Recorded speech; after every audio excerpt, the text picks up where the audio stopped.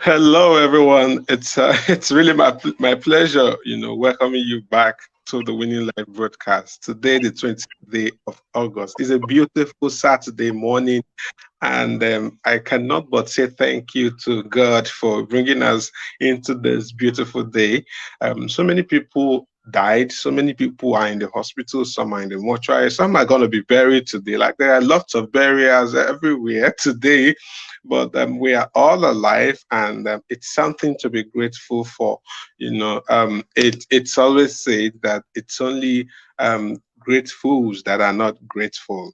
So we are grateful to God for an awesome day and for the opportunity to come live this morning to share with you and to be a blessing to you in our own way. I am so excited. You may be asking, in case this is your first time of being with us on the Winning Live broadcast, you may be asking, what is the Winning Live broadcast all about?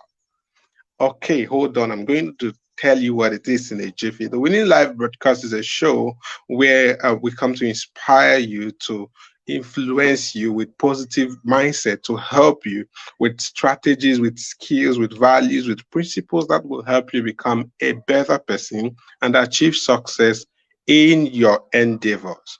All right. So this morning, it's a privilege to be hosting my brother for the second time, Mr. Ebenezer Akachukwu, and he's here in the studio with me. Please, Mr. Ebenezer, could you say hi to my audience? Hi everyone, good morning. Good morning. It's good Yeah, to thank have you. me here. Yeah, thank you so much. It's really my pleasure hosting you again, and thank you for agreeing to be here for the second time. It's my pleasure. Last time I had the show with you, we've not recovered from it. We've not recovered from it, and today we are going to be talking about the unusual leader. I posted on my Facebook that if you want to be a leader who will really lead with positive impact and positive influence, you must be unusual. You must break out from the normal. I once said, and I maintain, that what we have is not just normal. If you're a normal person, then you cannot lead. You have to be abnormal in the right sense, in the positive sense. You have to be abnormal to be able to lead effectively. It takes people who are not normal to courageously push and push and push and achieve great feats.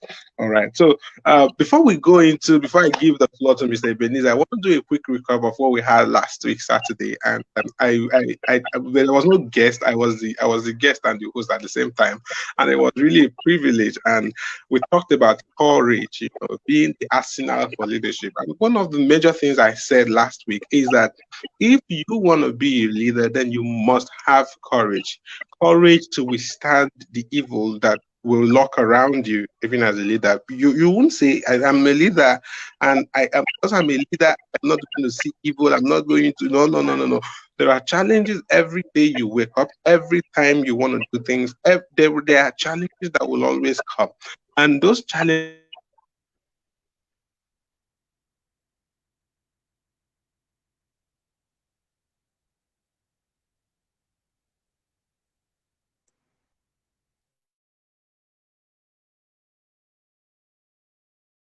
challenges, some of them, most of them require. When I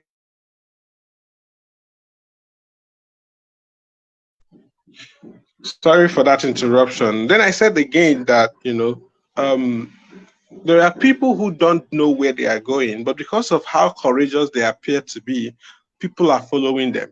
But you who know where you are going, you have the right knowledge, you know how to apply, what to apply to get what result.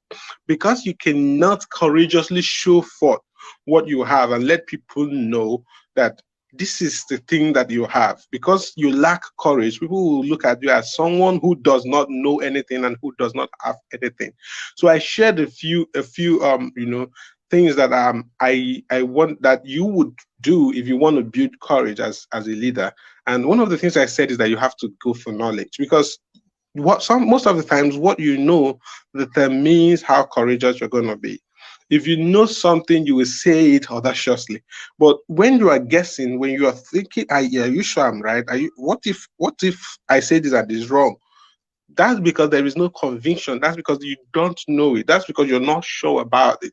So you have to go for knowledge, pursue knowledge, and the right kind of knowledge, not destructive knowledge, actually, because there are knowledge that will build you and there were ones that will destroy you. All right. Pursue knowledge that will edify you and that will build you and make you a better person in your field of endeavor, in your life, and generally as a person relating with other people. So, without wasting time, I am going to be giving the floor to Mr. Ebenezer to, deal within a few minutes on the unusual leader. You don't just have to be usual. You have to break the bounds. You have to break, out of the normal and get into, that realm of abnormality so that you can be able to achieve greatness and lead effectively and be of great influence and impact to people.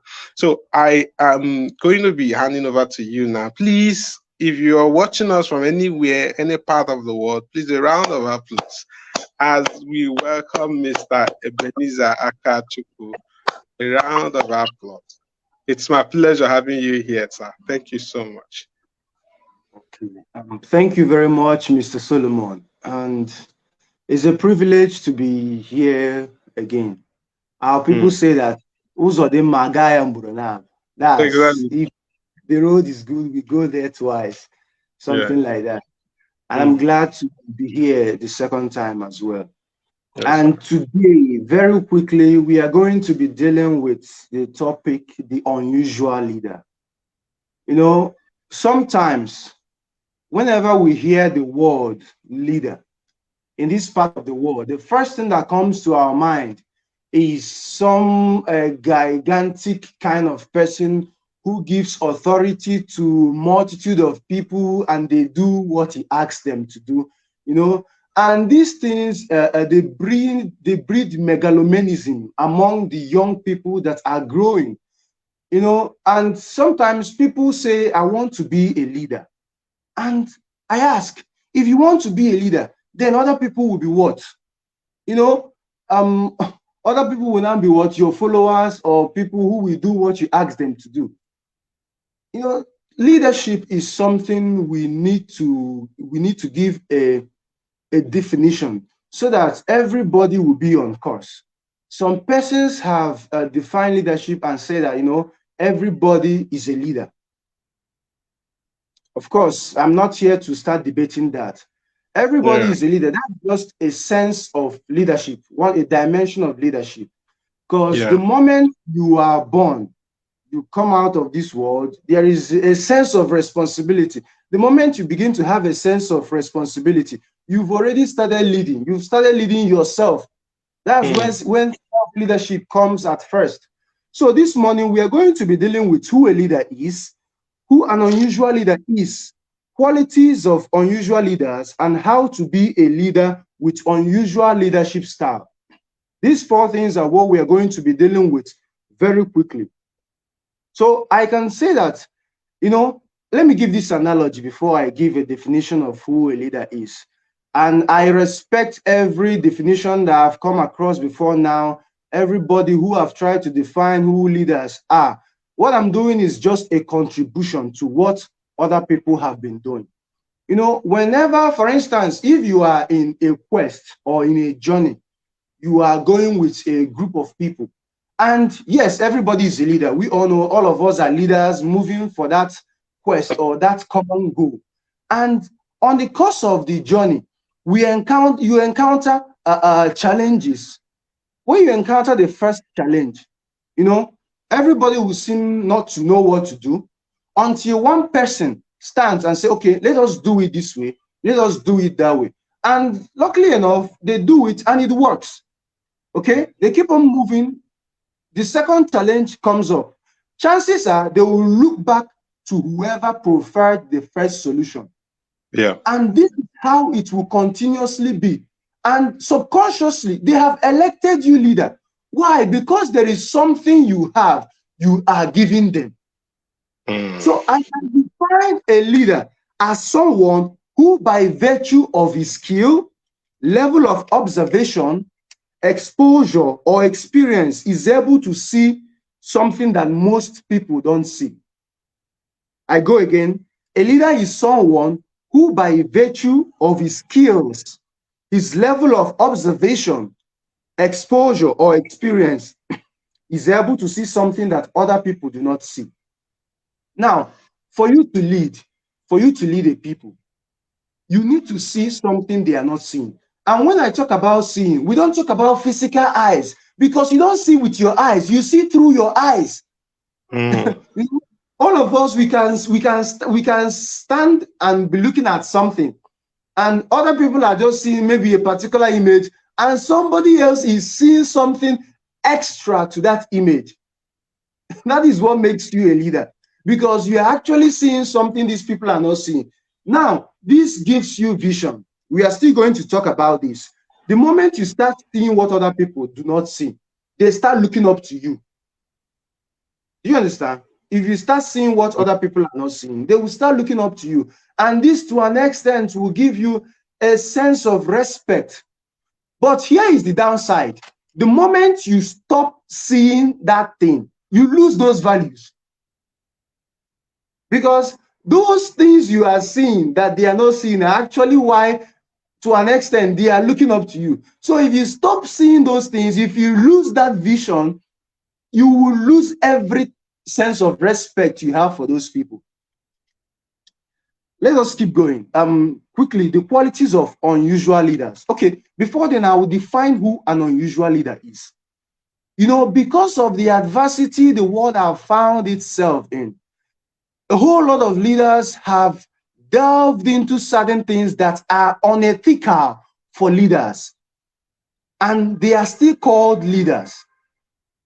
So these people, you know, some of the things they are doing are not ethical for leadership. And they are all leaders, maybe world leaders, leaders of a community, leaders of a team or a particular set of people. And, you know, we have bastardized the concept of leadership. That is why you need to be unusual. Unusual in the sense that you are different. You don't need to follow the status quo, because the status quo, to an extent, has already been corrupted.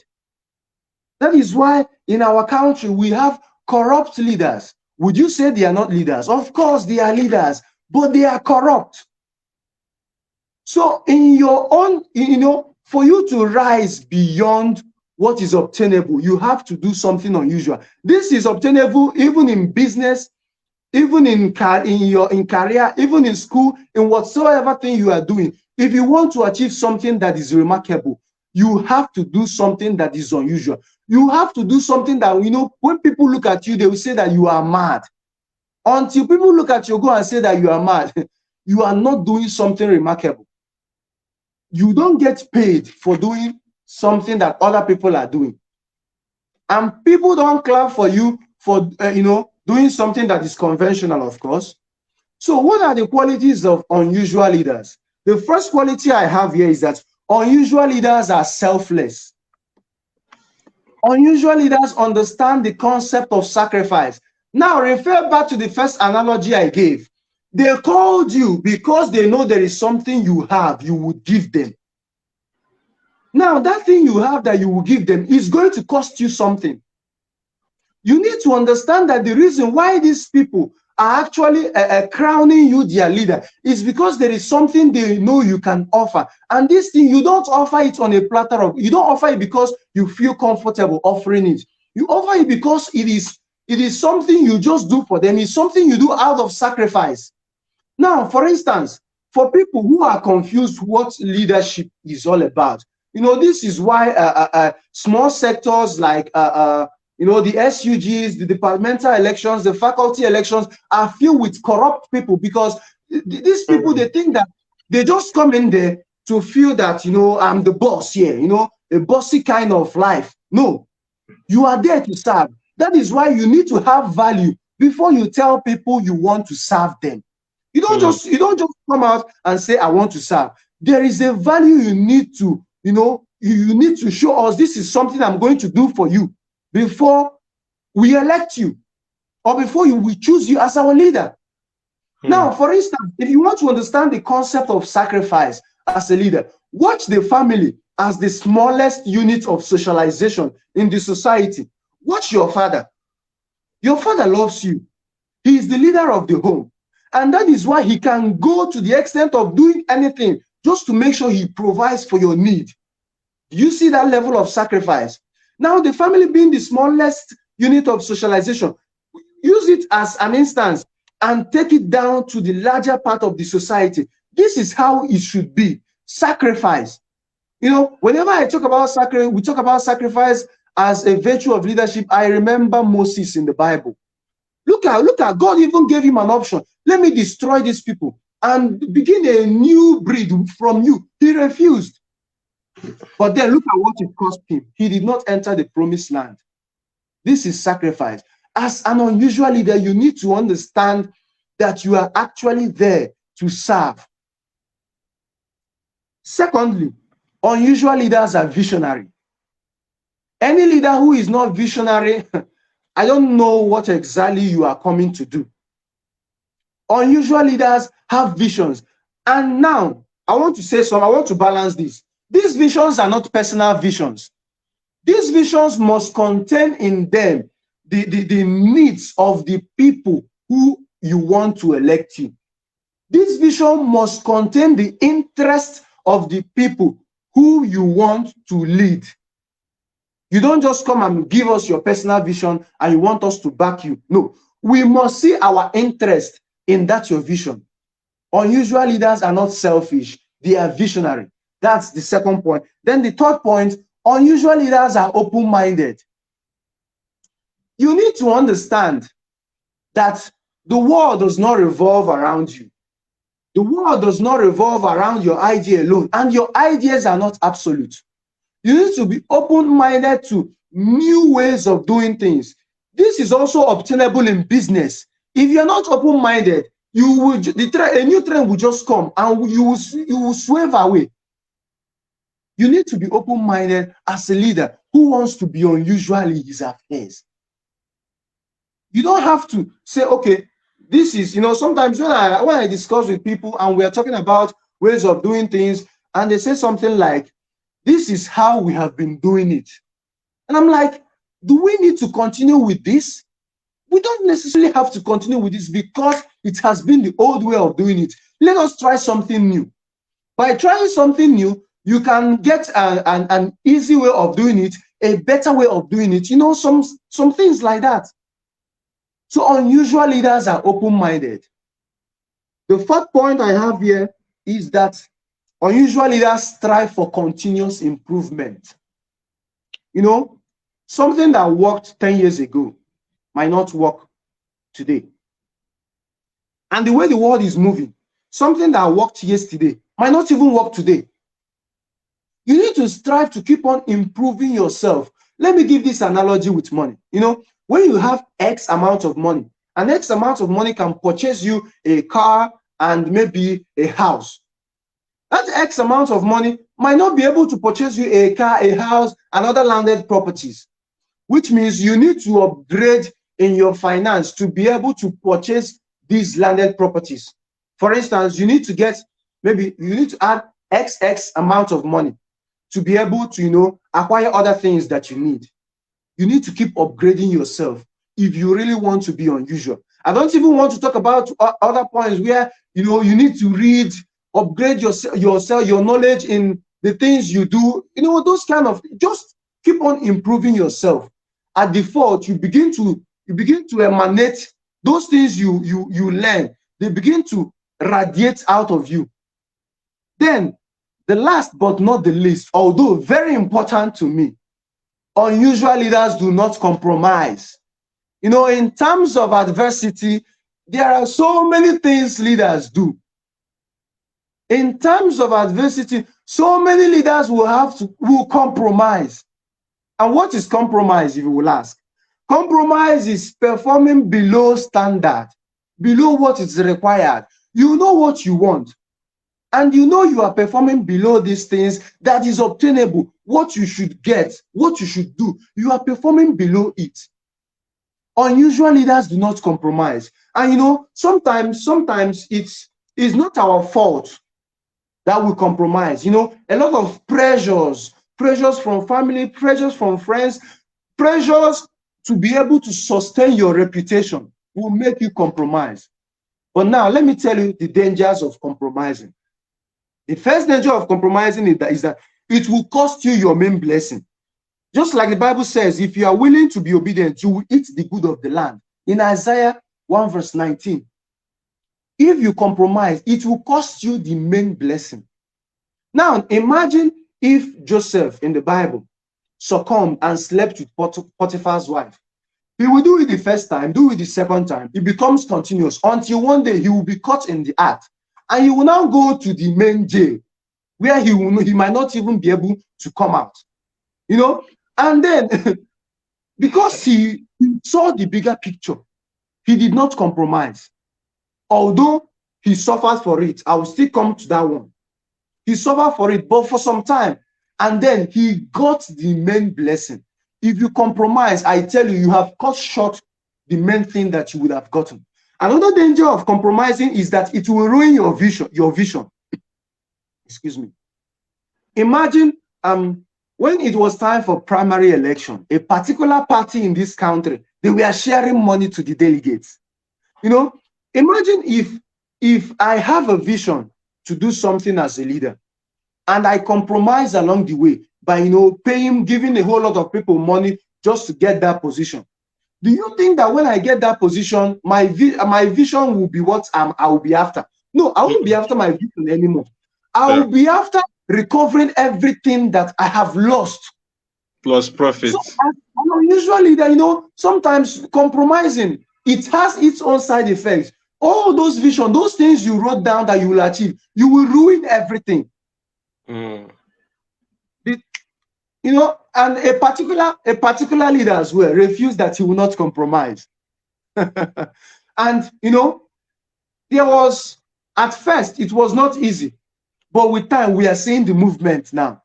Yeah. So it's not easy to refuse not compromising. It's not easy. I must assure you of that. You know, sometimes when you see students in exam hall and they refuse that they will not cheat, it's not that they don't know the easy way of passing. They know, but it's just a standard that they've built around their lives. And as a leader who wants to be unusual in his affairs, how do you avoid compromising? First, you need to have value systems. Okay. What are your values as a leader? Do you do anything? It doesn't mean if anybody comes and, you know, gives you money to do this, you will do it. You know, as you begin to rise as a leader, certain people begin to meet you. Sometimes they will give you money and say, okay, we will take you to any level you want, but do this. And on the doing this, you find out that you are going to compromise a whole lot of your standard. You don't have to compromise it. There are certain people you admire. They came to stardom by compromising. And there is nothing anybody can do about it. But only them, they are the ones who know that if I did not compromise, I would have gone far than this. The second way of avoiding compromise is building convictions around your vision. I repeat, building convictions around your vision. You know, sometimes when you see people being martyred for Christ, they don't do these things out of their human wills. No.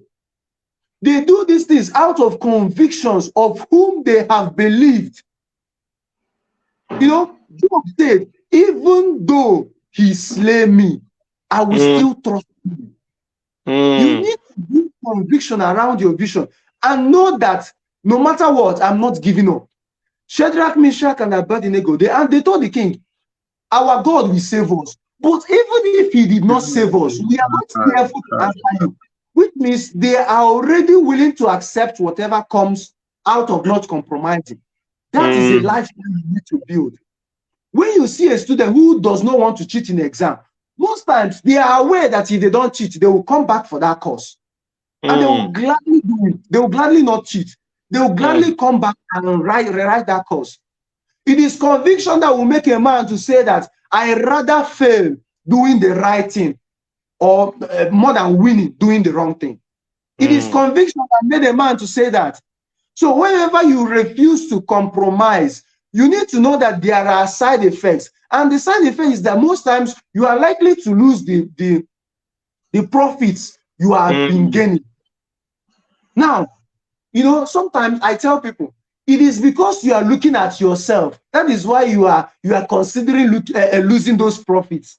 If you understand that it's not about you, the moment you come out, people start seeing you as a leader. It's no longer about you. It's about them.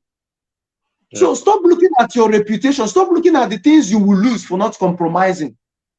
There are people who will still stand by you for not compromising. A man did not compromise. And it's not just about religious reasons. It's not just about morality. It's just about doing things that is right. And for that singular act, you know, it created a different atmosphere. It created a different mindset towards leadership. So for you to be an unusual leader, you need to avoid compromise. That is it. And then to, you know, for want of time, how do you become an unusual leader? How do you practice unusual leadership style? I'll run through it very quickly for want of time. First, learn from other great leaders. You know, you don't say, because I'm a leader on my own, I don't have to learn from people. See, let me tell you, the day you stop learning, you start dying. I repeat, if you ever stop learning as a leader, you will start dying. Come on, there are leaders who have gone ahead of you. I mean, what I'm telling you now are not my ideas. There are people who have come before me. I will be very stupid to be giving you my personal ideas about leadership. These things are what has been tested over time and they are working.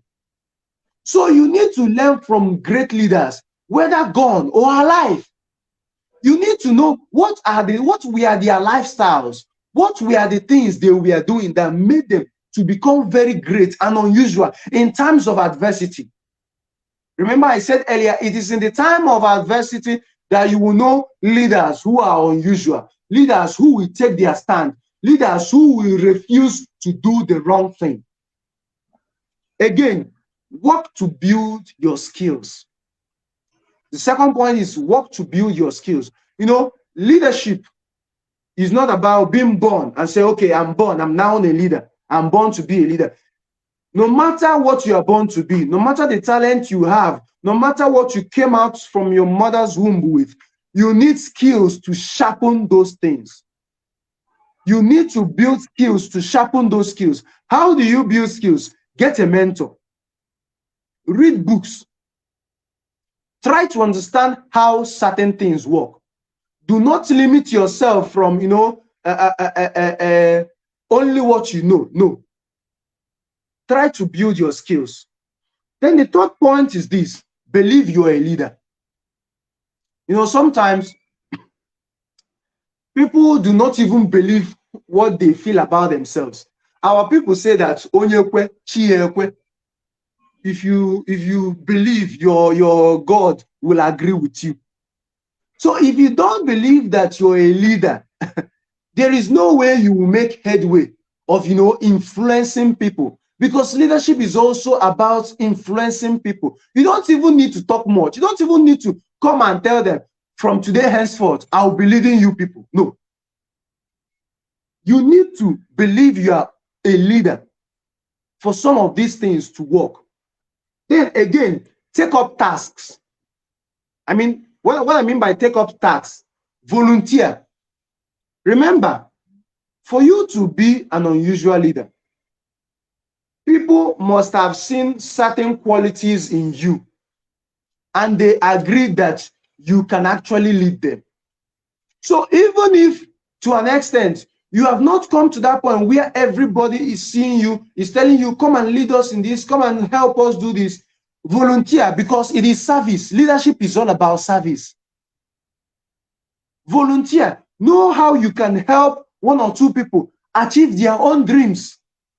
Know how you can help your organization achieve their set out goals.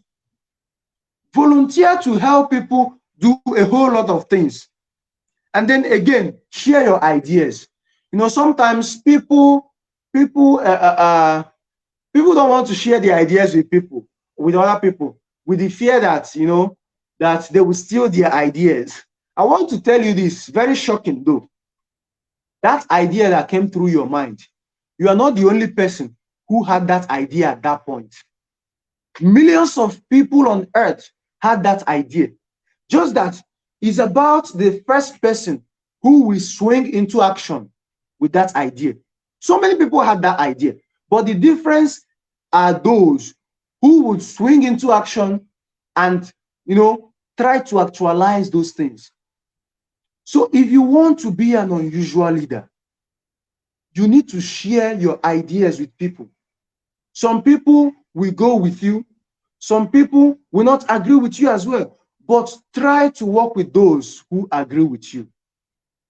Again, the last but not the least, treat other people with respect, knowing that others are also leaders in their own sphere of life. Treat people with respect. Leadership is not all about seeing people, you know, seeing yourself as the head and then every other person as what? No, it doesn't work that way. Treat every other person with respect. In conclusion, I will say this. As a leader who wants to be unusual in his affairs, like I said initially, you do not have to compromise. You do not have to lower your standards to prove to anybody anything. You are not proving to anybody anything. It's all about the people you are serving. Again, do not think because everybody is seeing you as the head or the main person, you don't have to listen to any other person. You know, Mr. P2B granted an interview and he said something. They asked him a question. He said that he got that idea from a madman. As funny as that thing is all about seeing things differently. You don't hear what other people hear. You don't see what other people see. When someone says another thing, you hear that thing he says and another thing. You don't just hear, you know, literal, you don't take words with the literal meanings. You try to, you know, look deep. What exactly does this person mean? What exactly is this? This is what makes you exceptional as a leader. Remember, the moment you start losing these qualities, all those people who are looking or we are looking up to you, you start losing your value as a leader. You start losing your worth before them as a leader. This is where I will stop today for want of time. I hope I maintain the time frame. Thank you so much. Wow, it's amazing. You know, unusual leaders are people who don't compromise. And when we talk about compromise, we're talking about, you know, shifting from your values, shifting from your standards, shifting from the things that are your convictions, just because you want to please somebody, you want to, you know, you want to get somebody to see you in a certain way. You want this particular person to, you know, to relate with you in this particular way. So you want to shift those things that you believe, those things that you've grown with, not because they are bad, but because you want to please somebody. All right, thank you so much, Mr. Ebenezer. There are so many things that you've said, and we're going to start touching them one by one as we start, you know, rounding off. All right, so unusual leaders are powerful people, and one of the things I know that determines how powerful you are going to be as a person and as a leader is just what you pointed out: conviction. You know, conviction. You know, I will always tell myself, Solo, remember what God has told you. You know, remember what God said to you. So many people were not there when He said it to you. So you're not trying to please them. You're not trying to, you may not even be able to explain that to them. But remember, remember, this is it. This is how it was. This is exactly the things that God said to you, even right from birth, even as you kept advancing, when you gave your life to Christ. These are the things, remember them. They will keep your conviction standing. They will keep you standing on your conviction so that you won't go and compromise. You won't compromise because you think that things are not working the way they should. Things, if actually, if I did it the other way, I would have gotten this. I was speaking with a mentee yesterday, and we were discussing something, and then I brought in the idea of temporal profit, temporal benefits. These things are not long term; they are just short term. I want to get it now so that I will feel good now, but it's going to end today. It's going to end this week. It's going to end this year, and then tomorrow I was being guilt because I have lost my values. I have compromised my standard. All right. So if you're a leader, an unusual leader, you must always look at the long term. When we talk about goals in life, they are short term, they are long term, they are lifetime goals. So, as a leader, leaders are people who have eyes for the future, who have eyes for the lifetime, not just the short term. All right. You have what is going to be the consequence of this thing when all the accolades are down, when all the ovations are not there again, when people are no longer clapping for me. Maybe similarly, when I have gone into, oblivion, people don't know me again. Is this still going to be something I'm going to be grateful for? This thing I want to do, is it going to be something I'm going to be, happy that I did? All right. So conviction is critical if you want to be an unusual leader who makes impact. Your value system is you're supposed to stand on it, stand on your values, don't compromise. And of course, Mr. Ebenezer, I love it when you said that there is the real jail. There is Joseph did not enter that real jail, but he entered the jail. So when you are saying I'm not going to compromise my standard, you will have to enter jail. But there is one that is bigger and fiercer. And when you even enter that one, that means all hope is lost. Just like Joseph, you're not going to come out and interpret dreams. If you enter that jail of compromise, you won't come out and interpret dreams, not to talk of, becoming second in command in a land that is not yours. So there are things you will lose. Leaders, if you want to stand on your conviction, you will lose. If anybody is saying you won't lose, they are lying to you. You will lose, but you will gain. You will gain more. You will gain more. But even if there is no sight, there is no sight of gaining, you just do like the 3 Hebrew boys. Say, even if our God will not deliver us, this is where we stand. All right. But ensure that your convictions are right. All right. Ensure that your convictions are right. You just don't believe anything. Ensure that, because there are things you will believe, you're putting yourself into destruction.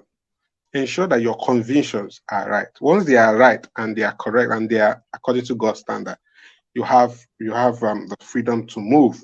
All right. So you talked about taking up tasks, volunteering. Leadership is service, and if you want to be unusual, serve unusually.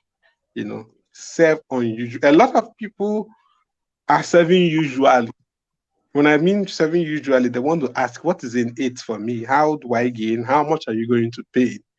I am serving, but I want something to come out of this. If it's not coming out of it, no, I'm not part of it. If there's no money, if you're not paying any money, no. That's why I'm so glad about the volunteers, the people that God has blessed our organizations with. They serve with their heart. They serve with their heart. So serve unusually, even if nothing is coming out there. Serve. You're making a mark, and when that mark starts speaking, people will say, "Oh, what is happening?" All right. So you also mentioned believe that you're a leader. Some people don't believe in themselves. That's why I talked about courage last week. They don't believe. They feel that leadership is for some set of people. They feel that leadership is for some, people that were born with some set of skills. No. In as much as I believe in the philosophy that leaders are born, I also believe that leaders are made. So my definition of the two is that leadership is influence. Once you are born, you have a level of influence over people, whether it is positive or negative. There is something you'll be doing, and people are looking at you and say they want to do like this. They are mimicking you. But leaders who are made are the superior, the unusual, and the exceptional and excellent leaders. They are people who are conscious of their leadership influence and leadership the impact they make in people's lives. So they build themselves so that they will not make the negative impact. All right. These are leaders who are conscious. They are made. They are not born. There was nothing. Someone can be born as a prince, but he's not a leader. He's not a made leader. He's a born leader whose values are just the things that maybe he came to values. He has not taken time to build his values. All right. It seems like I'm talking too much already. Thank you so much, Mr. Ebenezer. It was a beautiful section. And I can see your comments. I can see your Chidima Saline, Abochibus Emmanuel. I can see you. I can see Praise Chima. I can see a lot of people who are commenting. And I can see we have a lot of people joining us today. And I am so excited about that. So please drop your comment. You have a question, drop it. You have there is something that touched you, an aha moment where this thing touched me. Mr. Ebenezer touched this, and hey, it's powerful. Drop it. We want to see it. You have a question, you have a contribution, drop it as we start rounding off. All right. So let's talk about people who instead of learning. You talked about learning, right? I think, how to become an unusual leader. The number one point, you said you should learn from other leaders. There are leaders who are not so conscious of learning. They just want to observe people so that they will see little errors. Like their mind is wired in a way that what they want to see is mistakes, errors, so that they will start criticizing. So that they will say, oh, I thought this person is perfect. I thought, hey, is that hello? And sometimes they bring it to social media. They say, this person that you are looking at, like he's a god. Look at him, what he's doing. What do you say to these ones who, instead of building their leadership styles and their leadership capacity, they are looking at other people and they are criticizing? Not constructive criticism. I mean destructive criticism. There's trying to pull down others who they think should be perfect, but they're not perfect. So they want to pull that person down. What do you say to them? I'll approach this from 2 points, two ways rather. First, whatever brought you to where you are, you should maintain it. If as a leader, learning, because you become until you get to that point. It's not something you wake up in the morning and say, okay, I want to go and be a leader. No. It is on your becoming that these things start emanating from you, and people start seeing it, and crown you our leader, our leader, our leader. So if by becoming is what made you to be whatever you are, you should consciously pursue that thing that brought you to where you are. That is one. Then secondly, for these people that purposely, want to tarnish other people's image, I want you to understand this. First, that leader is a human being. He was human before whoever you think he is. He is prone to mistakes. Yeah. You understand? So, as leaders, we need to work together. It's just because you are seeing that person as a competitor, that is why you want to tarnish their image. When you see that person as an ally, you see, love will lead. And even in their errors, you would correct them with love and not dragging them on social media. It is because you are seeing them as competitors and you are angry that they are where they are. If you are happy for them, if you are happy for who they are, you would not come out to publicly drag them.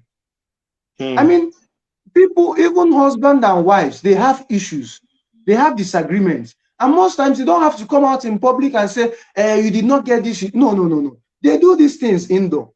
In as much as sometimes you'll be like the husband is siding the wife in public, but when they go inside, he'll be like, you know, you did not get this thing very well. You know, something like that. You correct that person in love and not try to tarnish the person's image. Let us not see ourselves as competitors. Let us see ourselves as allies. And as such, we would learn from ourselves. That is it. I hope I answered your question, sir.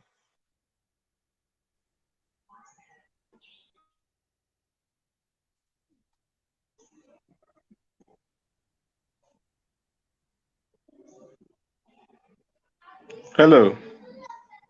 Hello, can you hear me? Yes, yes, yes. I hope I answered your question. Yes, yes, that's beautiful. You know, you don't just tarnish people's, there was something Apostle Joshua Selman once said, and it caught my attention. He said, you cannot, criticize. And when I talk about criticism, I talk about those destructive criticism.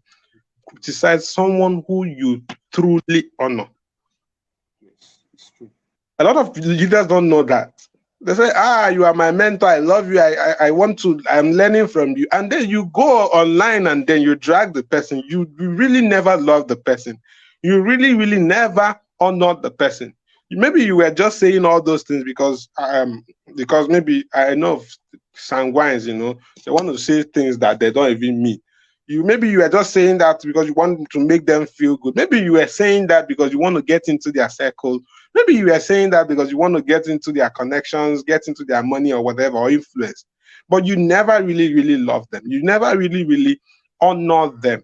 So it becomes so important that if you honor people, if you celebrate people, you must learn how to honor and then how to, not criticize negatively, drag them all around because you think they are not doing it well. Everybody that comes around you, there is something you need to learn from that person. There is something you need to learn. And there is also something you don't need to learn. So why don't you pick up the ones you need to learn and move ahead with it and stop dragging people?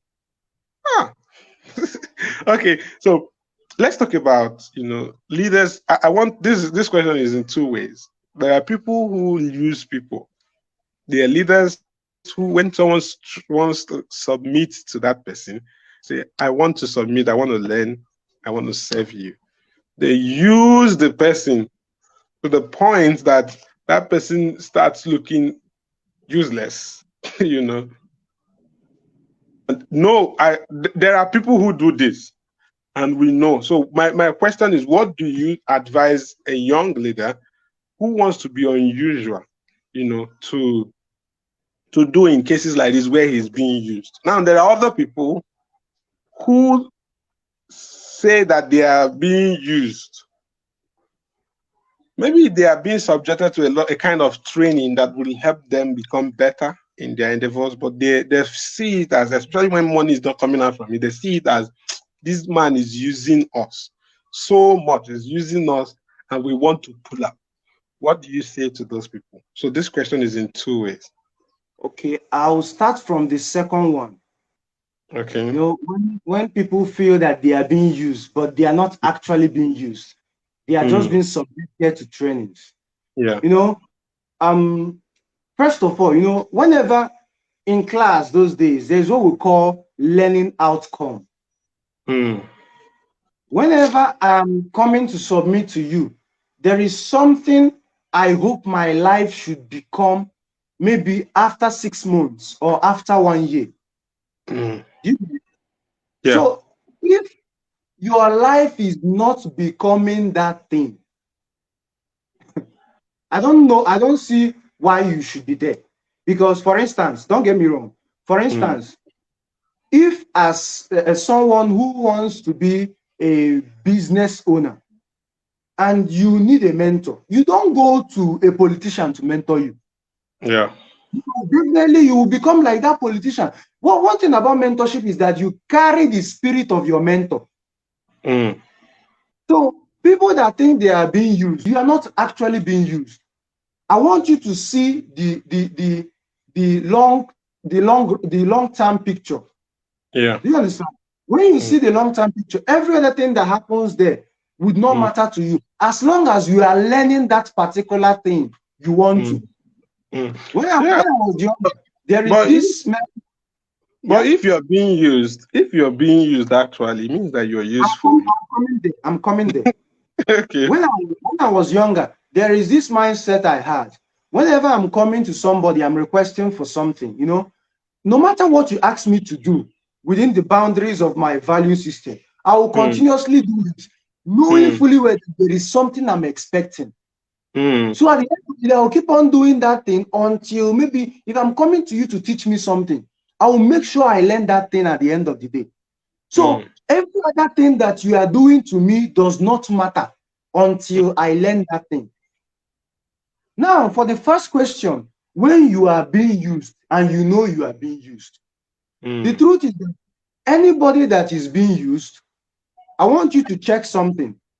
Are you actually getting that value that attracted you to that mentor? You know, Robert Greene said something in his book, Mastery. He said, get yourself a mentor, but know when to leave your mentor, because your mentor will not even want you to leave. Okay.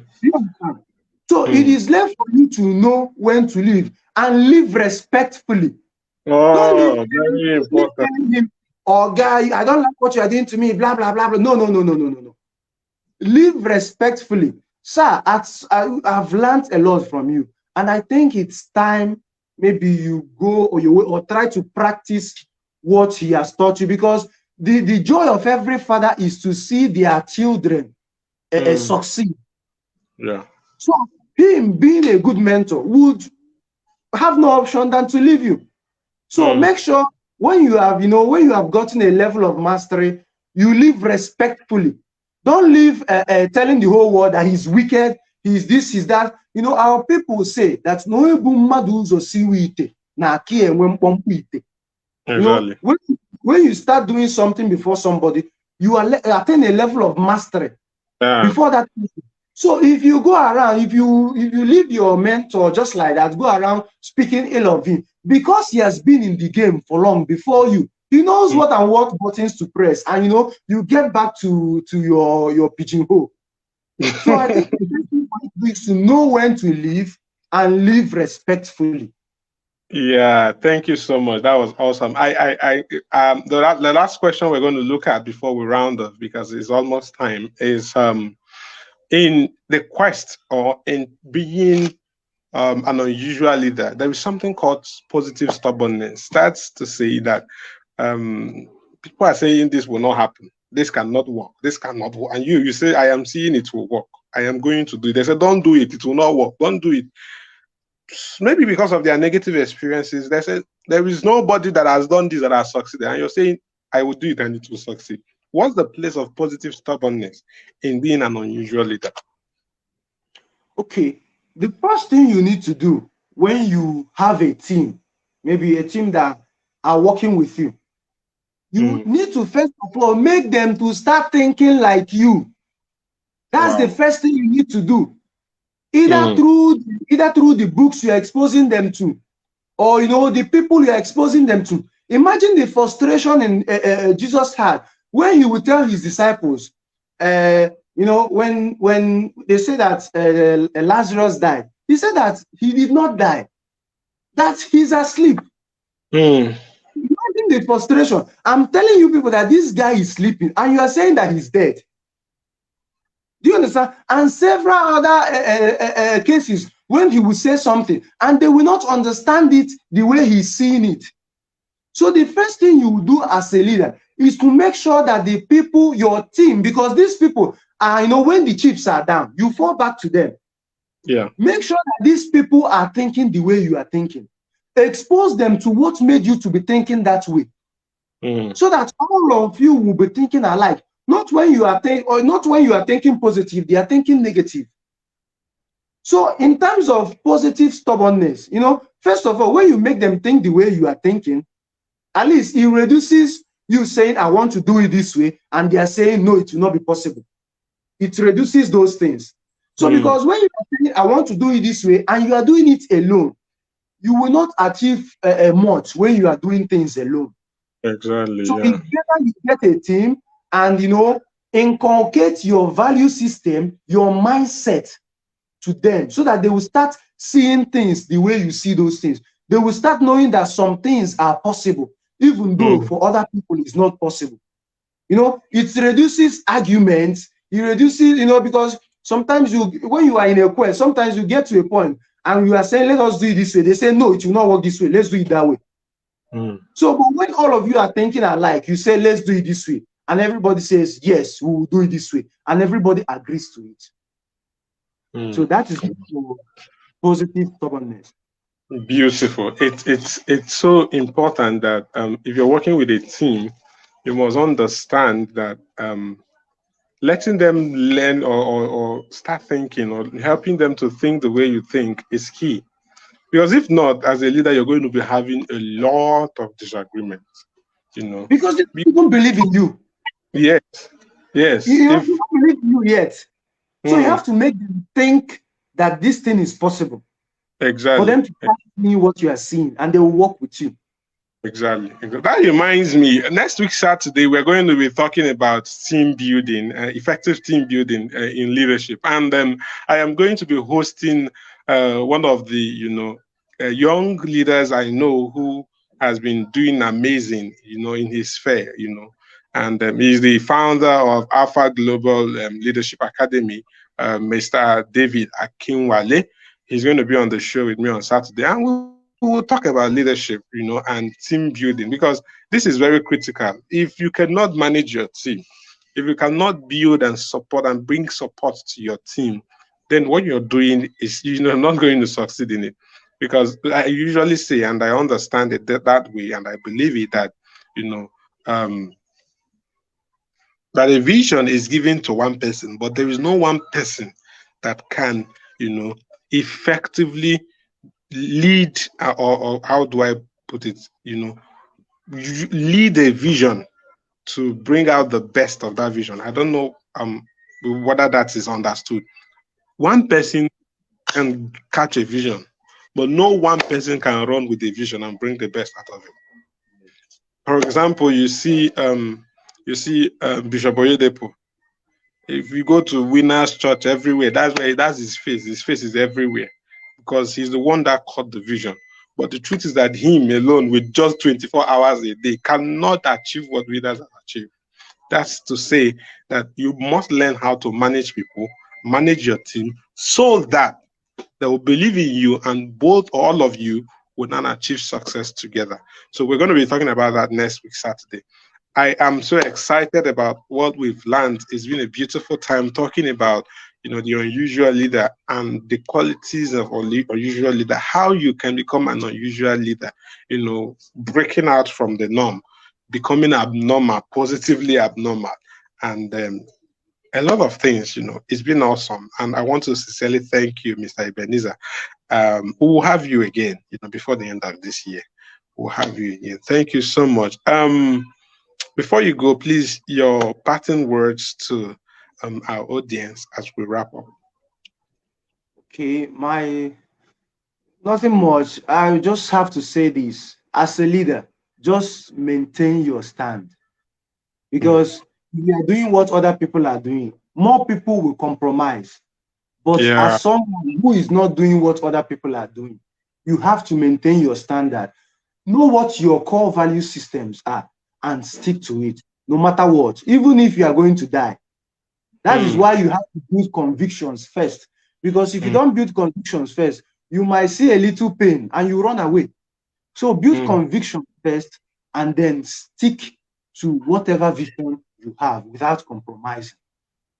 Thank you so much. Stick to whatever vision you have without compromising. Build conviction and stay true to your conviction. Thank you so much for joining us. I am so excited having you on board. Next week, Saturday, is another beautiful day and it's going to be wow. Please ensure that you are online. Please ensure that you stay tuned that next week, Saturday, and please ensure that you share the broadcast to as many people as possible. God bless you. And for now, we are saying bye and have a beautiful Saturday morning, and the whole of the today should be beautiful for you. God bless you.